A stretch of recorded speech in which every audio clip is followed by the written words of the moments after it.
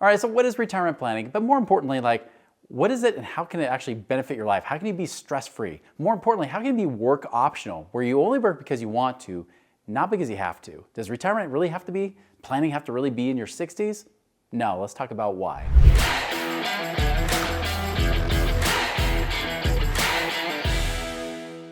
All right, so what is retirement planning? Like I said at the beginning, I was kind of joking around, but it's kind of true.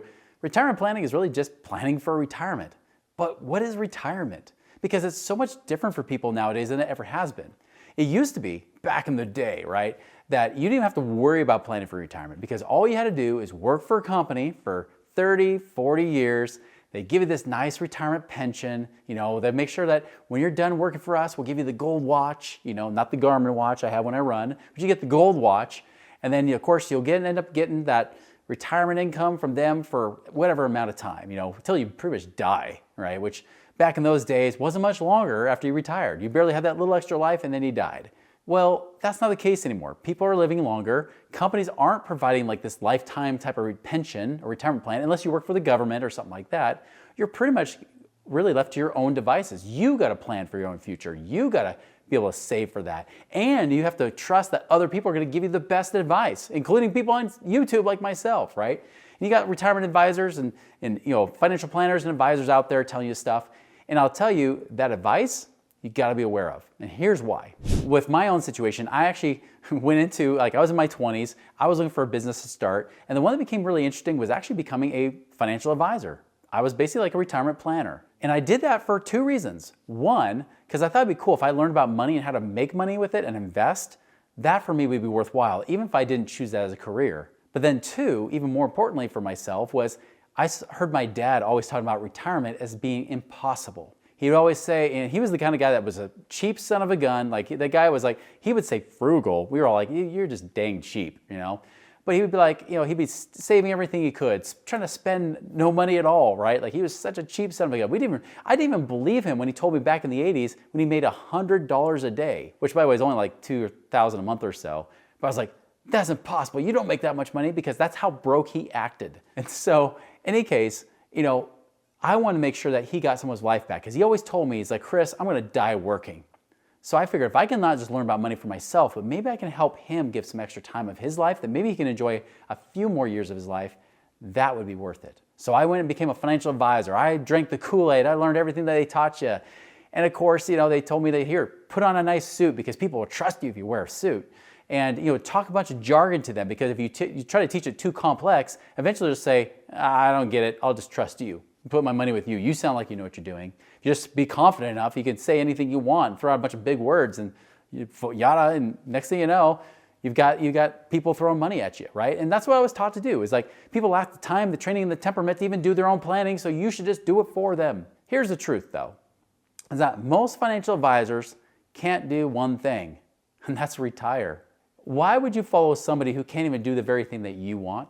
Now, I learned this firsthand, because after doing it for 4 years, I realized something pretty quickly. I sat down with my dad. He had done all the things financial advisors had taught them to do. He had paid off all of his debt. He even started saving all of his money in his 401k plans, getting his company match and everything else. And despite all of that, I had to say, Dad, you're 61 years old. If you want to retire today, you better hope you die in 5 or 6 years, because that's when you're going to run out of money. Well, what do I do? I'm like, I don't know. You did everything right. Everything I teach as a financial advisor, you did it. You did it to a T. It just isn't enough. And he ended up having to work into his 70s. But that bothered me. And I remember just weeks later, I realized a friend asked me, he's like, well, how many of your clients are financially free, where they don't worry about money at all? I was like, well, they all worry about money somewhat. Even the retired ones, even retired doctors, worry about outliving their money and not having enough at the end of the day. Okay, well, how about this? How many of you guys as financial advisors are financially free, where not off the commissions you're earning, but actually doing these investments? I said, well, none. I don't think any of them can. There's guys who've been working here since the 1970s. They can't retire either. Oh. And then the light bulb went on. And I asked him, well, what do I do? And he was doing things like real estate investing. He's like, well, my dad and I have partnered on some real estate deals, and in the last 5 months, we've doubled his income as a professor at the local university. What? That's too good to be true. There's no way that's even possible. We've done it. You can argue me all day you want, but you can stay broke with the rest of your clients or figure out what I've done. And so I went down that path. I actually quit being a financial advisor, stopped talking about retirement planning, and instead started learning how to create passive income now so I can create a retirement income now. And the next thing you know, later that next year, I had enough coming in, passive income coming in, that I was able to retire myself when I was 28, almost 29 years old. And that's the thing, is that retirement planning is so interesting because you can put in numbers in a bunch of different calculators. But the truth is, you're probably going to put in the wrong numbers. You're probably going to be severely disappointed at the end, like my dad was, because those financial advisors also put in wrong numbers. They think the stock market does 12% a year. No, it doesn't. You'd be lucky to get 8% a year. Put that number in your little calculator. Oh, inflation's 2% a year, like the feds say. Oh, well, the real inflation rate, you go to shadowstats.com, is more like 7 or 9% a year. Put that number in your little calculator and see what happens. And then you start to realize you have no hope for retirement, which is why I quit being a retirement planner, because I realized it just didn't work. And so what is this retirement planning? Like, it's a bunch of BS is what it is. That's a bunch of crap. It doesn't work. The only thing you have control over is the here and now. What if you could actually take the money and make money today? What if you could actually have that money working for you when you have income coming in right now? Even if it's not all the money you needed for retirement, I'll tell you this, if you ever get laid off, will you rather have your money locked up in a 401k where you can't touch it? Or would you rather have your money still paying you money so then you don't have to go searching for a job or whatever desperate job you have to get, even if you hate your life for it, you hate yourself for even getting that job. I've actually had clients in Hollywood that when it shut down during 2020 and then again in 2023 because of writer strikes and things like that, they were okay because they had enough income coming in, even though they're not fully retired. He just barely turned 50, but still he was able to have income coming in so he didn't have to rush to the next Hollywood job given to him.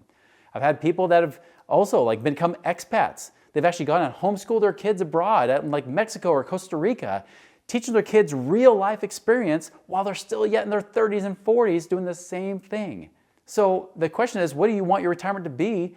Plan for that. Don't plan for what they tell you your retirement should look like out in your old and golden years of 65 or whatever age they tell you to do. By the way, there's people telling you to wait till you're 70 before you retire because they know that it doesn't work inside the traditional plans. You could do other things. So now I know there's a whole lot of things you'd be learning, but if you're just starting here what retirement planning is, you want to see a whole nother avenue, a whole nother possibility that's actually available and works better. Subscribe to our YouTube channel here. Be sure to follow us with Money Ripples as well as our Money Ripples podcast that's on this channel because we give you lots of that good information right here.